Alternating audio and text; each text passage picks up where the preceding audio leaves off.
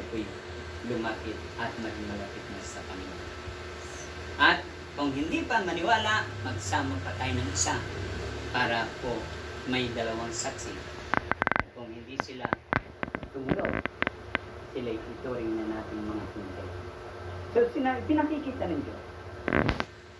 Ito pong babae ay, ang attitude po niya ay hindi po ganun siya kadedicated dun sa kanyang lalaking nakakasama.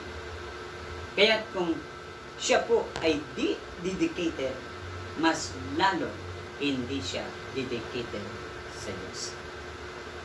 So, makikita niyo po sa isang tao na kapag yung tao ay hindi po kagaya na sa hanap buhay, yung tao customer natin ay hindi po talaga totally dedicated na sa iyo ay maging customer mo at natingin pa sa ibang tindahan, ay andun po masasabi natin na sila po ay hindi natin magiging kapanalig-sama. Kaya nga po, ibig sabihin, kung ang buhay at pamumuhay ng tao, dapat siya po ay closer. Just closer at lumalakad po sa kalooban ng Diyos. Sapagkat ang kasalanan, kapag ito hindi natin naputol, kailangan po kapag tayo nagkakasala, bilang mga anak ng Diyos, binibigyan niya tayo ng kapangyarihan na tayo ay magsisi. May kapangyarihan na tayo ay magsisi at tumalikod sa ating mga kasalanan upang tayo mapabilang sa mga pinag-aarian ng Diyos.